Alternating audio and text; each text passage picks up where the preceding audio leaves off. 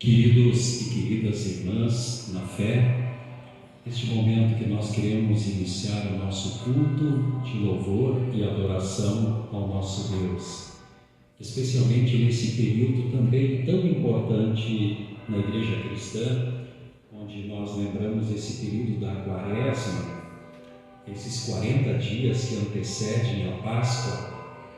Interessante que houve um período na Igreja Cristã, vou repetir de novo, os padrinhos, os pais da criança será batizada estão aqui. Interessante que a Igreja Católica na época, eu não sei exatamente em que período foi esse, pediu para que os fiéis fizessem jejum durante a semana, nesses 40 dias. Mas no domingo estava liberado para comer alguma carne. Se vocês olharem desde quarta-feira de cinzas até sábado de aleluia, tirando os domingos, vai dar 40 dias. E a palavra quaresma vem de 40 dias, né? Então, estava liberado para comer uma comidinha, um churrasquinho mais no domingo, mas na semana os fiéis eram recomendados a fazer jejum, oração, penitência. Por isso que também nesse período nós falamos muito também sobre o que é arrependimento, que na verdade perante Deus todos precisam se arrepender. Não existe aqueles que Deus privilegia, que são mais queridos de Deus em detrimento a outros. Nós vamos ver no Evangelho que Cristo diz que todos precisam se arrepender. Não existe um melhor do que o outro. Nós estamos no mesmo barco, digamos assim. Vamos nesse momento cantar o hino de louvor e adoração. O nosso querido irmão Renato, que toca teclado, ele hoje não pôde estar presente. Então nós vamos acompanhar no MP3 os hinos. Louvemos ao Senhor.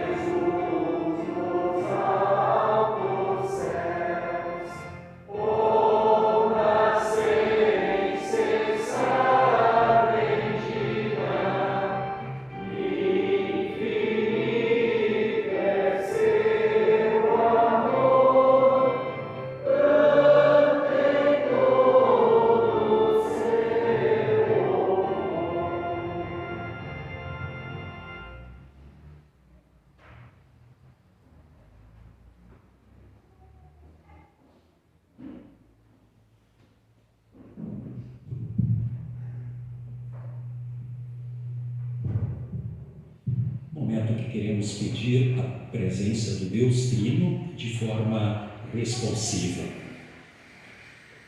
Em nome do Pai, em nome de Deus Filho, em nome de Deus Espírito Santo,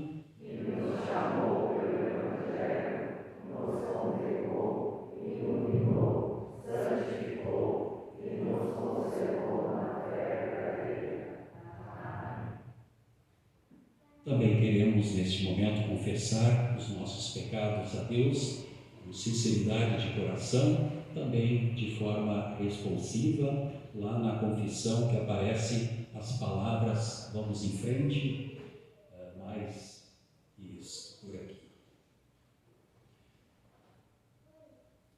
Deus é o nosso refúgio e fortaleza. Se dissermos que não temos pecado, a nós mesmos nos enganamos e a verdade não está em nós.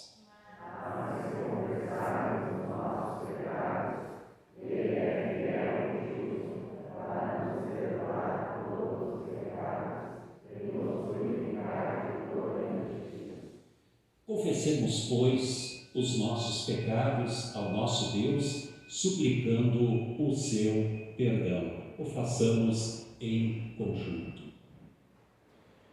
Ó Deus de toda misericórdia, nós te confessamos que por natureza somos pecaminosos e impuros e que temos cometido pecado contra ti por pensamentos, palavras e ações, tanto pelo que fizemos como pelo que deixamos de fazer. Merecemos por isso a tua eterna condenação. Ó Deus, por amor de Jesus Cristo, não nos condenes, tem misericórdia de nós, dá-nos o teu perdão, consola-nos com o teu Santo Espírito. Amém.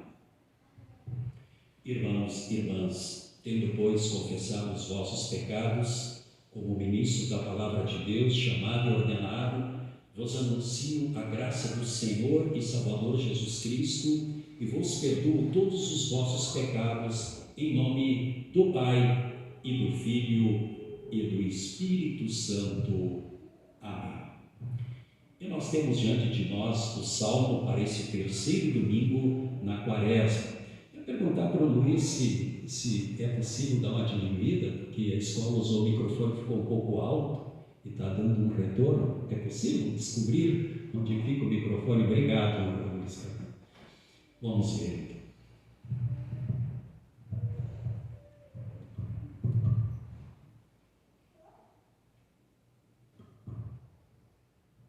Marcado para este terceiro domingo na Quaresma, o Salmo 85. Agora está bom, obrigado. Salmo 85 é uma súplica nacional do povo de Israel aqui. Deus teve misericórdia do povo e o trouxe de volta do cativeiro babilônico, onde lá ficaram por 70 anos, longe da sua terra, e Deus os trouxe de volta. E esse salmo sempre era lembrado e cantado pelos peregrinos quando vinham para o templo de Salomão, com muita alegria, agradeciam a Deus, porque Deus tarda, mas não falha. E se eles foram para o cativeiro babilônico, a razão fundamental foi que o povo estava esquecendo-se de Deus e cometendo muitas coisas contrárias à vontade de Deus. Mas Deus é misericordioso e sempre busca os seus de volta. Assim diz o Salmo, é uma forma de oração. Ó Senhor Deus, Tu tens sido bom para a Tua terra, fizeste com que Israel prosperasse outra vez, perdoaste todos os pecados do Teu povo e não olhaste para as suas maldades, acalmaste todo o Teu furor e deixaste de lado o fogo da Tua ira. Faze com que prosperemos de novo, ó Deus nosso Salvador, e não continues aborrecido com o teu povo. Será que vais ficar irado para sempre contra nós? Será que a tua ira nunca vai acabar? Dá-nos força novamente, e assim o teu povo se alegrará por causa de ti. Mostra-nos, ó Senhor Deus, o teu amor e dá-nos a tua salvação. Eu escuto o que o Senhor está dizendo. Para nós, o seu povo, para nós, os que somos fiéis, Ele promete paz. E não, se não voltarmos aos nossos caminhos de loucura. Na verdade, Deus está pronto para salvar os que temem, a fim de que a sua presença salvadora fique na nossa terra. Amor e fidelidade se encontrarão, a justiça e a paz se abraçarão. A fidelidade das pessoas brotará na terra, e a justiça de Deus olhará lá do céu. O Senhor Deus nos dará o que é bom, e a nossa terra produzirá suas colheitas. A justiça irá diante do Senhor e preparará o caminho para Ele. Até aqui as palavras do salmista. Vamos nos assentar nesse momento e louvar com o próximo.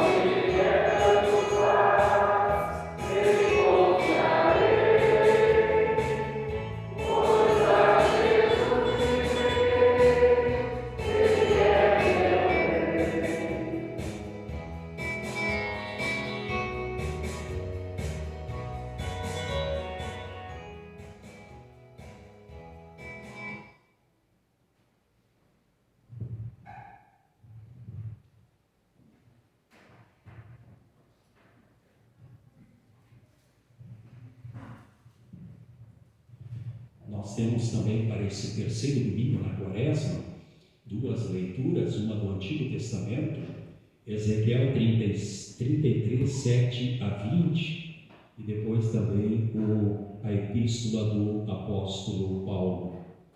Aqui nós vamos estranhar bastante essa leitura, né? O Vale dos Ossos Secos, é que sempre quando se trata deste assunto, aqui sempre tem também uma conotação espiritual. Quando o povo separa-se de Deus, comete idolatria e faz tudo contra a vontade de Deus, é como se eles estivessem com seus ossos secos, estivessem mortos. Mas quando o povo reconhecia o seu pecado e se arrependiam, eles voltavam novamente a ter paz, prosperidade, podiam estar na sua cidade, em paz com sua família, em paz com os irmãos na fé. E é interessante que esse texto ele também faz uma analogia, uma comparação com o que um dia vai acontecer, quando as sepulturas vão se abrir e os mortos vão ressuscitar. Isto é uma evidência assim muito clara na Bíblia, na ressurreição dos mortos, como a gente bem confessa no credo apostólico. Diz assim, então, Ezequiel 33, do versículo 7 a 20, pode ser acompanhado no painel. Agora, homem mortal, eu estou pondo você como vigia de toda a nação de Israel. Você dará a eles os avisos que eu lhe der. Se eu disser que um homem mau vai morrer, mas você não avisar para que ele mude o seu modo de agir e assim salve a sua vida, aí morrerá, sendo ainda pecador. Neste caso, eu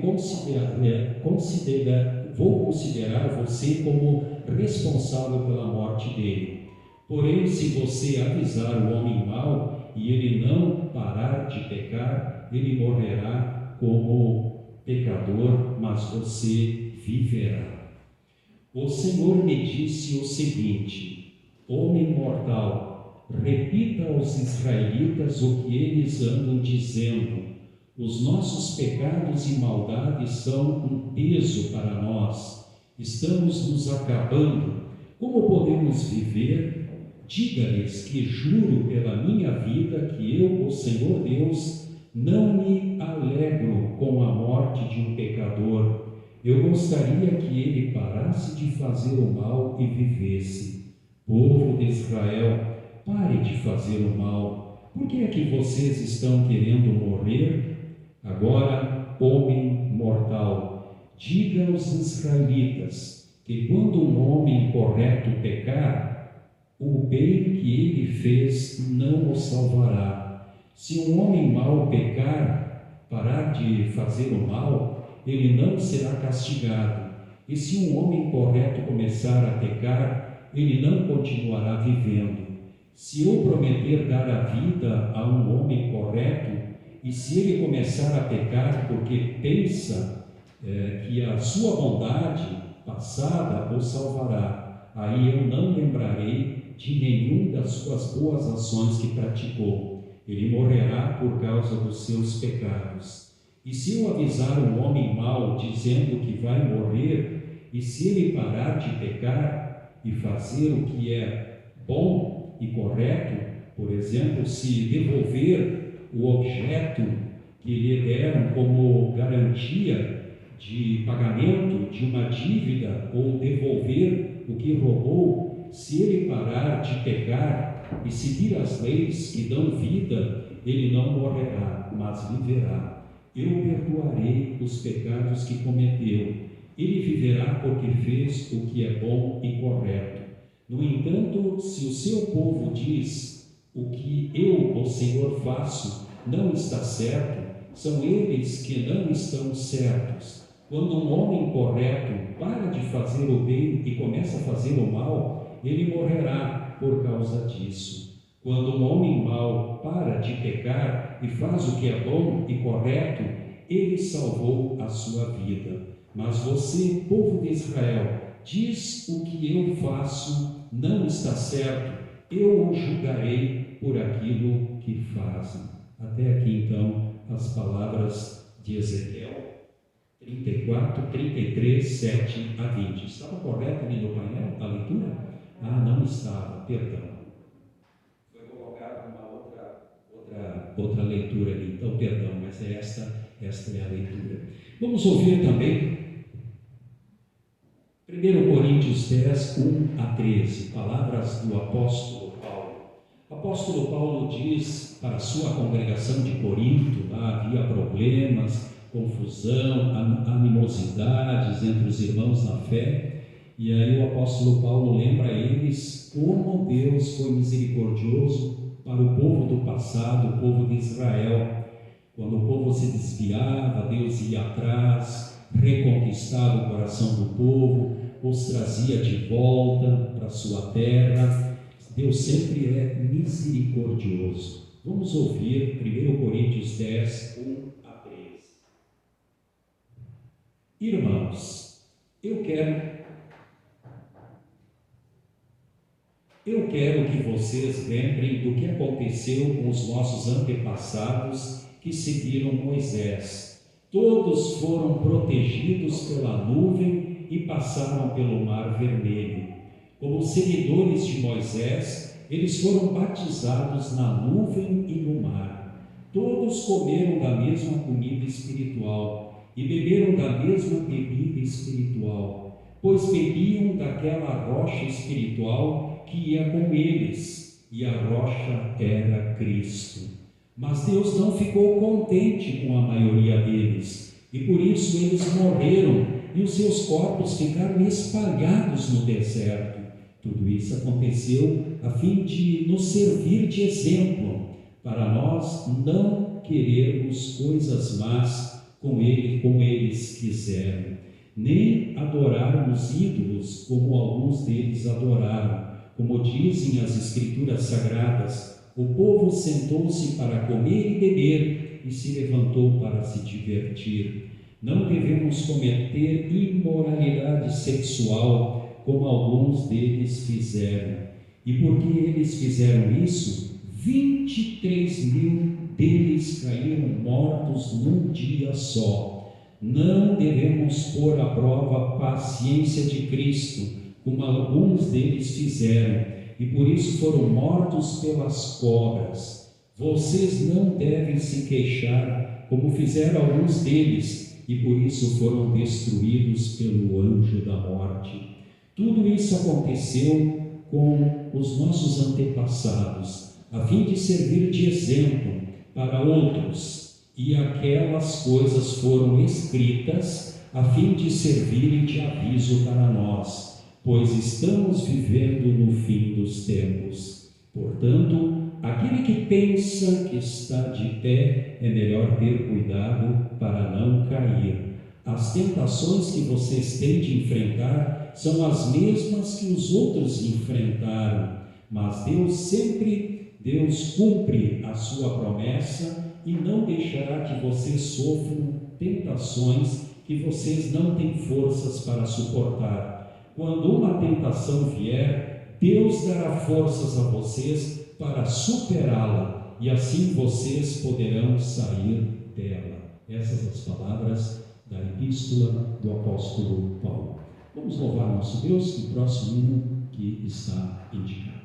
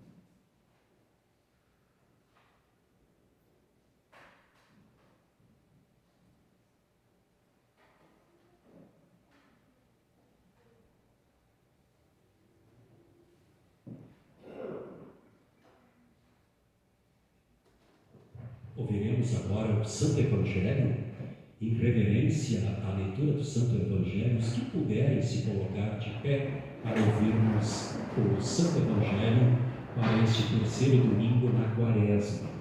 Até tem como título, está escrito, arrepender-se ou morrer. Assim diz o evangelista Lucas. Naquela mesma ocasião, algumas pessoas chegaram e começaram a comentar com Jesus como Pilatos havia mandado matar vários galileus no momento em que eles ofereciam sacrifícios a Deus.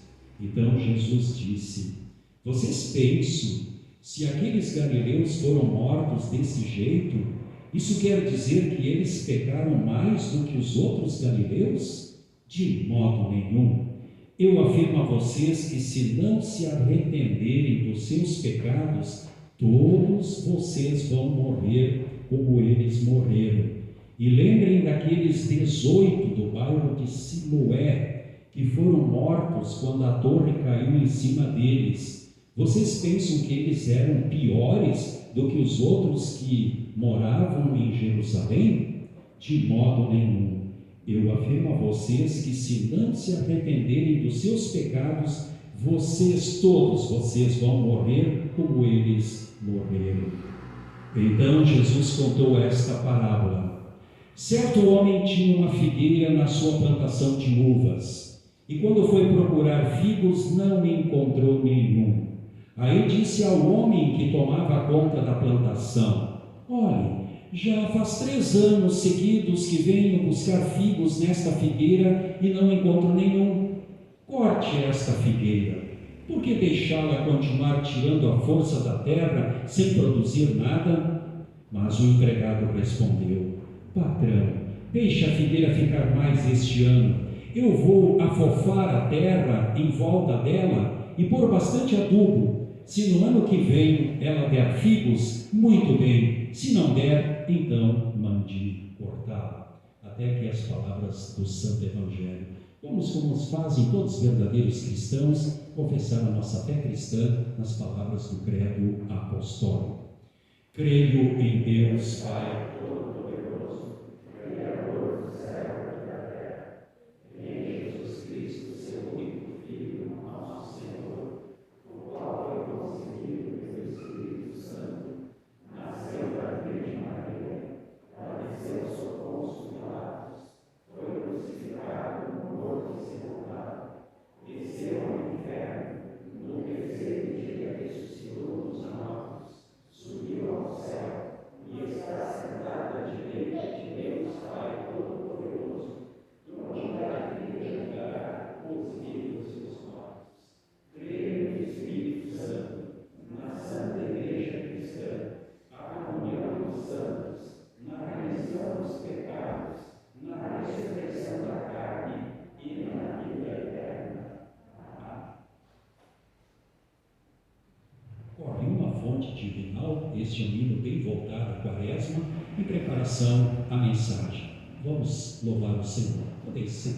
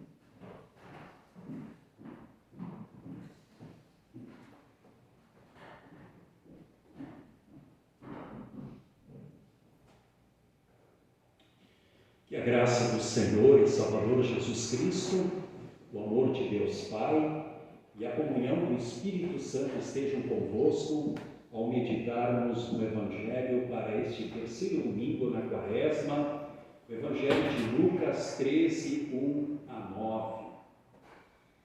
É sempre importante que se diga que todo texto bíblico ela tem um núcleo, tem um objetivo central. E por vezes nós ouvimos palavras do Evangelho, às vezes de forma muito subjetiva, daquele que está esclarecendo o texto bíblico.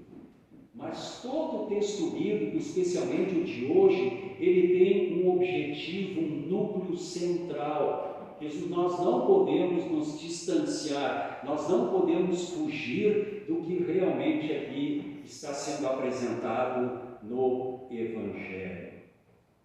Ora, havia um costume entre o povo judeu que eles pensavam o seguinte, que tinham pessoas que mereciam o castigo, em detrimento de outras pessoas que eram poupadas de serem castigadas. Lembram de uma ocasião em que os discípulos chegaram a Jesus e disse assim: Senhor, este homem nasceu cego, foi porque ele pecou ou porque seus pais ou antecessores pecaram, por isso que então ele nasceu cego? Qual foi a resposta de Jesus? Nem ele pecou, nem seus antepassados. Ele nasceu cego para a glória de Deus Pai. Ele nasceu cego para a glória de Deus Pai. Então, por isso, por muitas vezes, nós achamos que nós somos melhores. Nós somos, perante Deus, mais especiais, em detrimento de outros que também são filhos de Deus. Então, aqui no Santo Evangelho, vieram pessoas, havia uma multidão que procuraram Jesus. Isso já estava muito próximo da Páscoa dos judeus, quando Jesus realmente seria morto. E aí eles perguntaram o seguinte: na Galileia, podemos imaginar assim, Jerusalém, capital, Galileia, onde Jesus foi, Galileia, onde ele nasceu, havia outras cidades, né? E numa determinada cidade, o povo judeu estava fazendo sacrifícios no templo, aliás, nas sinagogas, não havia templo depois em Jerusalém. Estavam fazendo sacrifícios exigidos pela lei. E de repente aconteceu uma tragédia. Muitos foram mortos por Pôncio Pilatos, o governador romano que estava na província da Galileia.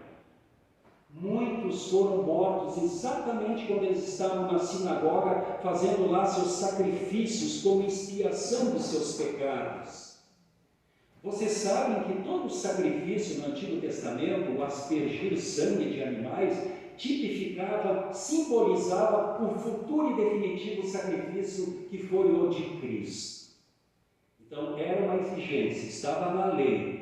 E eles estavam lá fazendo seus sacrifícios. De repente, Pôncio Pilatos, o governador romano que estava nessa província, acabou matando muitos galileus. Não se sabe a razão, mas talvez pelo fato de que os hebreus, os judeus, sempre reclamavam por que eles precisavam pagar tão altos impostos para o Império Romano. Eles eram explorados com impostos pesados, e talvez isso enraivou o governador Pilatos e matou essas pessoas. E diz ainda, pior ainda, que ele misturou o sangue desses mortos com o sangue de animais, que maculava toda a religião judaica. Interessante, hoje está se falando tanto de morte, né? Tanto de arrependimento, mas é exatamente isso que hoje está sendo proposto para este terceiro domingo na Quaresma. Aí quando eles disseram a Jesus, querendo dizer que estes eram mais pecadores que mereciam morrer, aí Jesus vem com uma contrapartida. Ele diz o seguinte: se Se eles morreram, não é pelo fato de eles terem sido mais pecadores como os demais galileus. Não é por esse fato. E aí Jesus cita um outro episódio. Ele diz que caiu uma torre em Jerusalém, em um determinado bairro muito antigo de Jerusalém, e ali matou 18 pessoas. Foi uma tragédia. E aí Jesus também disse, esses 18 morreram não porque eles foram pior como toda Jerusalém. O que Jesus quer nos trazer com esta assertiva, com esta correção? Nós temos a mania de fazer julgamentos, até julgamentos precipitados, acharmos que nós somos melhores em detrimento de outros irmãos na fé, até por exemplo. Isso até pode acontecer dentro de uma igreja. Eu sou ungido de Deus, eu sou especial de Deus, eu sou o melhor. Jesus desmascara essa ideia. Ninguém é melhor do que melhor dentro do reino de Deus, dentro da igreja. Ou seja, todos são pecadores, todos nós nascemos em pecado e precisamos confessar nossos pecados, precisamos nos arrepender por pensamentos, palavras e ações. A palavra arrependimento parece que não é muito, a gente não tem assim muita simpatia quando isso é dito na igreja. Parece que aquilo tira a minha liberdade. Se arrepender do quê? Interessante que a palavra arrependimento vem aqui do grego metonaia, que quer dizer mudar de atitude, mudar de caráter. Dar uma meia volta. Se eu estava indo na direção errada, eu dou uma meia volta e vou para a direção certa. É mais ou menos como aquela questão, né? Alguém vende um terreno e depois diz assim, me arrependi de vender o terreno, porque foi valorizado em um ano 300%. Eu me arrependi de fazer um negócio com fulano de tal. Já não passou isso por vocês alguma vez? Eu me arrependo, eu me arrependi. E dentro de uma conotação espiritual também há o arrependimento, o mudar, o se sentir-se culpado por ter ofendido o semblante de Deus ou mesmo do próximo. E nesse sentido, todos nós somos iguais perante Deus. Eu até colocaria um exemplo, digamos que uma igreja está dentro de um grande barco em alto mar, e lá pode dar uma tempestade. Ninguém vai ter o privilégio. Se o barco afundar, todos vão afundar. Então, ou seja, Jesus aqui no texto, no Evangelho, ele pede às pessoas que lá estavam para não fazerem julgamentos precipitados. E quantas vezes nós também julgamos o nosso irmão, julgamos pessoas, e muitas vezes esses julgamentos não são verídicos. E Jesus aqui, ele coloca então, nessa parábola muito especial, eu vou resumir ela em poucas palavras. Aliás, nenhum personagem da Bíblia contou tantas parábolas como o Mestre Jesus. E o que é uma parábola? É uma história para ilustrar uma grande verdade. E aí ele disse o seguinte, que havia um dono de uma plantação de uvas e ele gostava de figos. E ele plantou no meio da plantação de uvas um pé de figo. E aí, certa vez, o dono da parreira de uva, da vinha, veio dar uma olhada e falou para o empregado, para o que cuidava da vinha, olha, faz três anos que eu não encontro figo nesta figueira. Era muito comum os israelitas plantarem uma figueira no meio da vinha, porque a vinha era um cuidado muito especial que se tinha. Era até a economia mais importante de Israel, era a passa, era o vinho, era o suco, eles cultivavam muito a videira. E aí o dono disse assim, olha, não encontro figo, faça o seguinte, corte essa figueira, por que ela vai tirar a seiva da terra se ela está aqui inutilmente? Aí o que disse o arrendatário ali? Ele disse: deixa, Senhor, mais um ano. Eu vou limpar na volta, eu vou adubar, e se ela em um ano não produzir, pode cortá-la. Se a gente olhar ali tem, eu coloquei os passos para vocês entenderem quem é quem, cada um ali, quer dizer o seguinte: o próprio Filho de Deus, Jesus Cristo, ele fala a seu Pai, que é o dono da videira, e tudo a ele pertence. Senhor, dá mais uma chance, eu vou limpar, eu vou adubar. Aliás, não se tem notícia de que uma figueira era adubada, ou com adubo orgânico, certamente na época, não se tem notícia, mas aqui o arrendatário ele disse: eu vou cuidar, eu vou adubar, pode ser que num ano vai produzir. O que isso quer dizer? Que Jesus, ele faz de tudo para que nós tenhamos salvação, que nós sejamos pessoas salvas, que nós não venhamos a morrer na fé.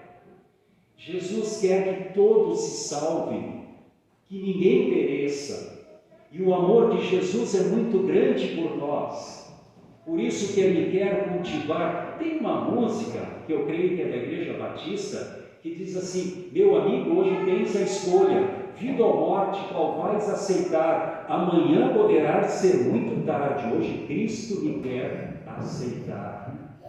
Sabemos, claro, que a conversão, o que acontece nas nossas vidas, é um ato divino, único, não é um sinergismo, nós não damos a contrapartida. Mas, por exemplo, quando nós nos arrependemos de nossos pecados, é a ação do Espírito Santo que faz com que nós nos arrependamos dos pecados e assim nós somos perdoados e tornados novas criaturas.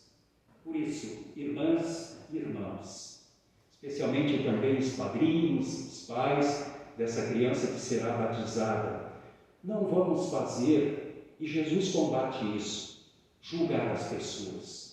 Julgamento cabe a Deus. Vamos amar, vamos orar, vamos interceder, até por aqueles que não são tão simpáticos. Mas vamos parar, até aquelas tidas fofoquinhas, falatórios, falando mal do próximo. Isso Jesus detesta. Ele quer que nós sejamos irmãos uns dos outros, respeitando a reputação de cada um, não rebaixando uma pessoa ou outra. É exatamente isso que Jesus nos ensina. Então, sim, nós vamos ser pessoas mais felizes. Uma pessoa que é bondosa, uma pessoa que é caridosa, é realmente uma pessoa feliz. Mas uma pessoa amarga, que amarga as outras pessoas, é tida como uma pessoa muito infeliz, que não tem felicidade. E nós queremos essa felicidade. E quero concluir dizendo aqui que Cristo falou certa vez: deixo-vos a paz, a minha paz vos dou, não vou lá dou como dá o mundo, não se turbe o vosso coração, não se atemorize. Se nós vivermos essa paz de Cristo, nós vamos ter mais paz em nossos lares, vamos ter mais paz nos matrimônios, vamos ter mais paz no seio familiar, vamos ter mais paz em nosso trabalho, vamos ter mais paz na igreja. Que assim seja. Amém. Nós vamos levantar. A paz de Deus, que ultrapassa todo o nosso humano entendimento, guardará os nossos corações e as nossas mentes em Cristo Jesus. Amém.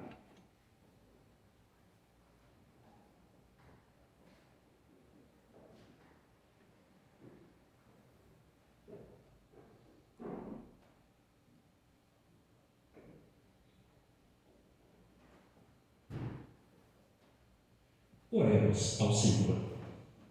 Querido Pai Celestial, neste momento de culto, louvor e adoração, nós, ainda lembrando do Teu Santo Evangelho, queremos confessar a Ti que muitas vezes temos conceitos, preconceitos, julgamentos que Tu não queres que aconteça.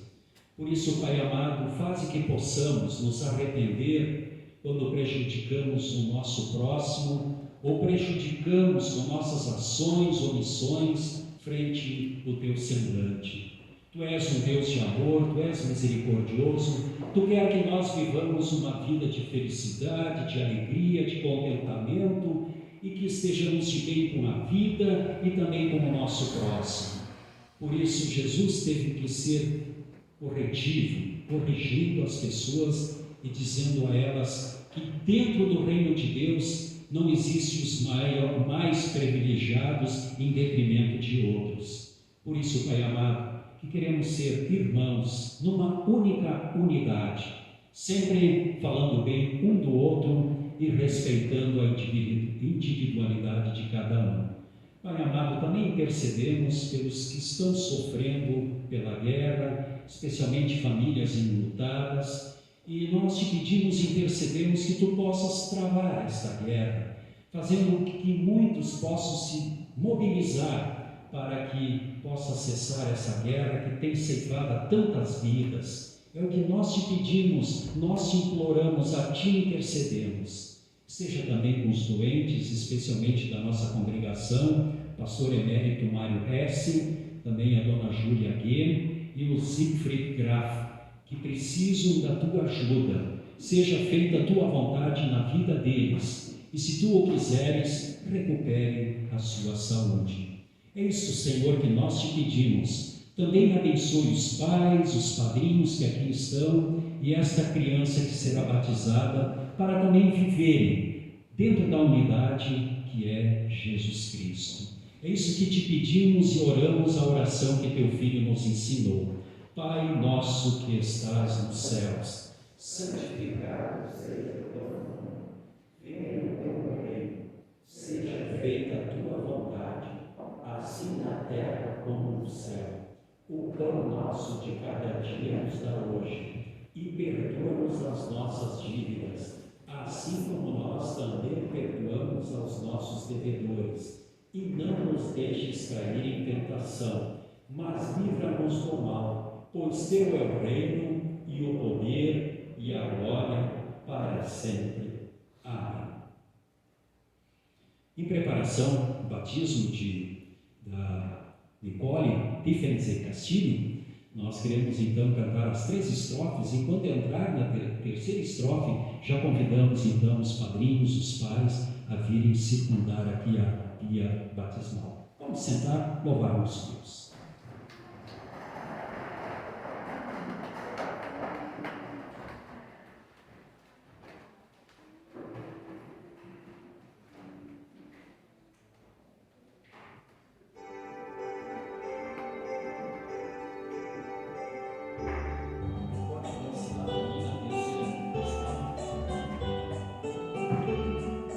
A cumprir o Teu mandado,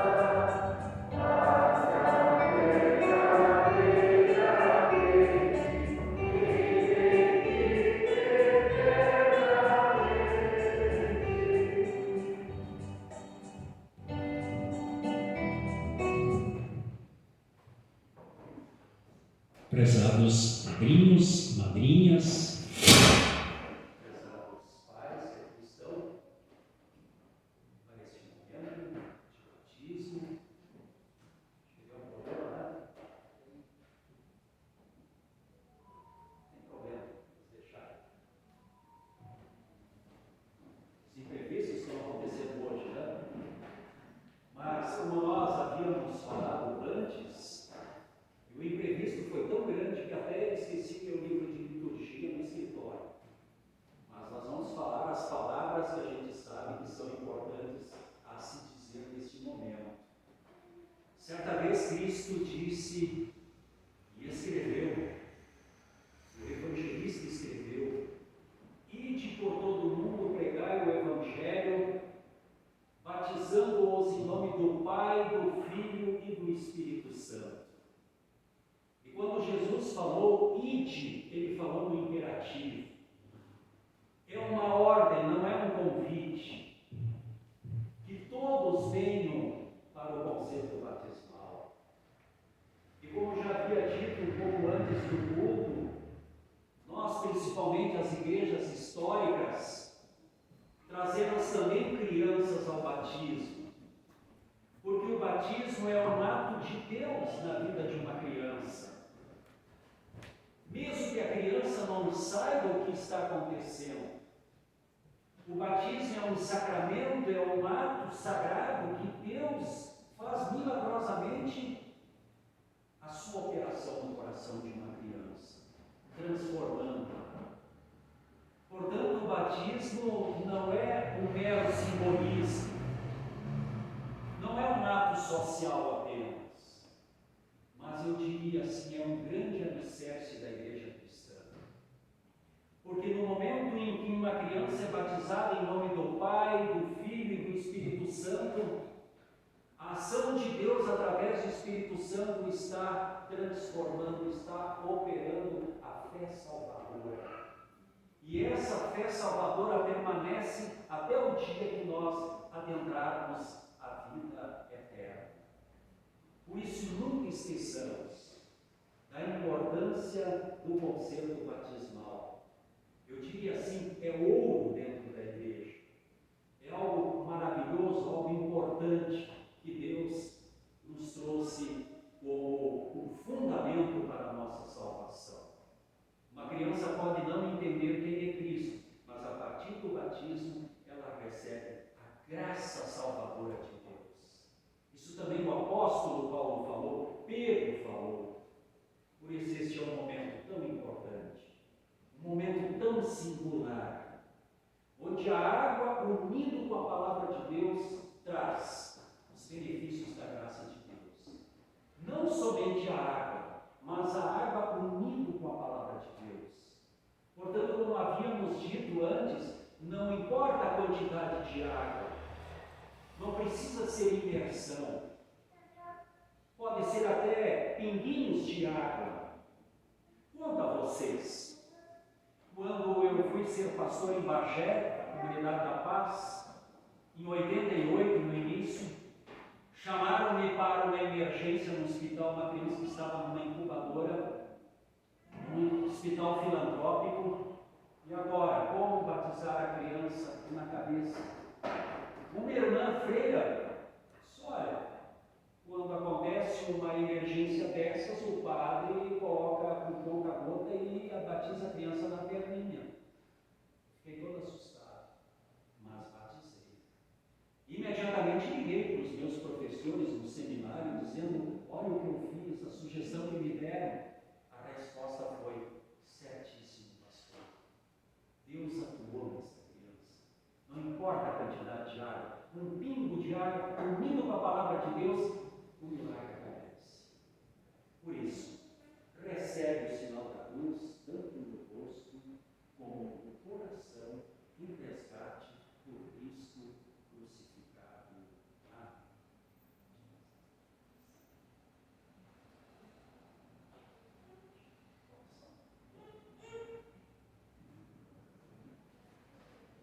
Nicole Tiffens e Castilhos, eu te batizo em nome do Pai, e do Filho, e do Espírito Santo.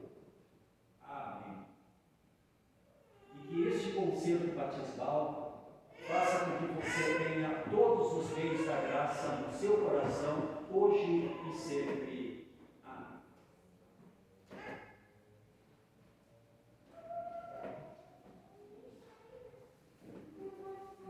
A congregação sempre tem uma lembrança também, isso há muito tempo, de os pais com a criança receber uma toalhinha, e como é uma menina cor-de-rosa, que diz: Jesus te ama.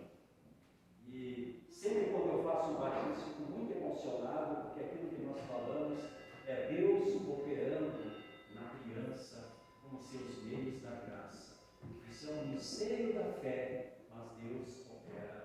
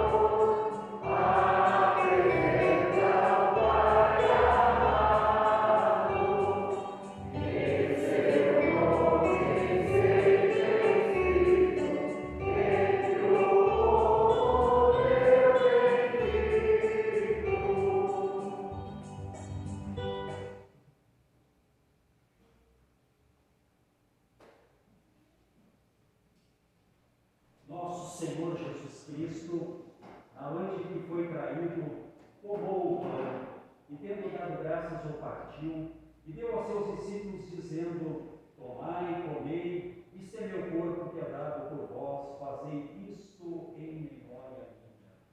E semelhantemente também, depois da ceia, tomou o cálice e, tendo dado graças, lhe entregou, dizendo: bebei todos deste, esse cálice é a nova aliança no meu sangue, que é derramado por vós para a remissão dos pecados. Fazei isto quantas vezes o beberdes, em memória minha.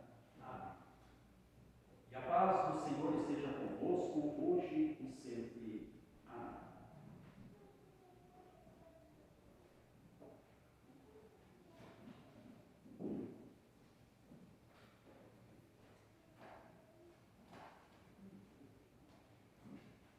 Vamos dar o Luiz Fernando, colocar os hinos enquanto será entrega.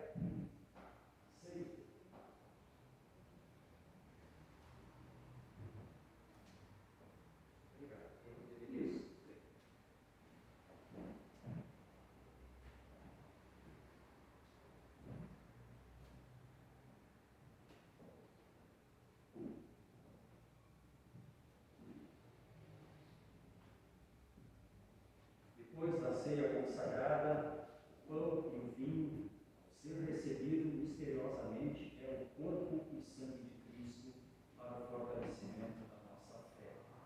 Cada um vai higienizar suas mãos individualmente, comerá a hóstia, depois então o vinho, individualmente cada um irá participar. Sejam bem-vindos à mesa do Senhor. E irá participar, convidamos.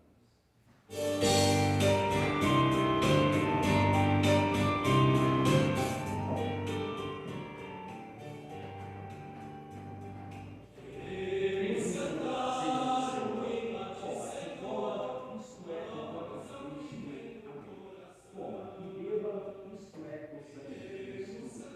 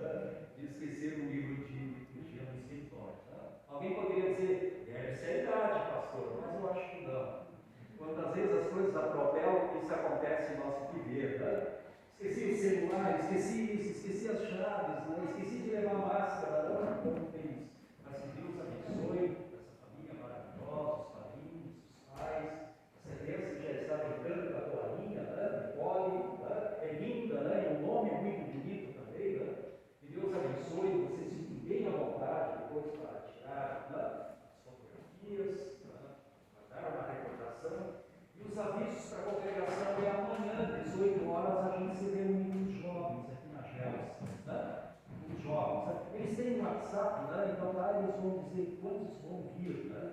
Eles combinam juntos, né? Amanhã às 18 horas eu vou estar com os jovens, né? E também gostaria de avisar a congregação que o pastor Elias está fazendo um evento bem legal lá na capela do Foxa, onde vai ter uma apresentação das crianças e ele convida muita congregação a se fazer presente.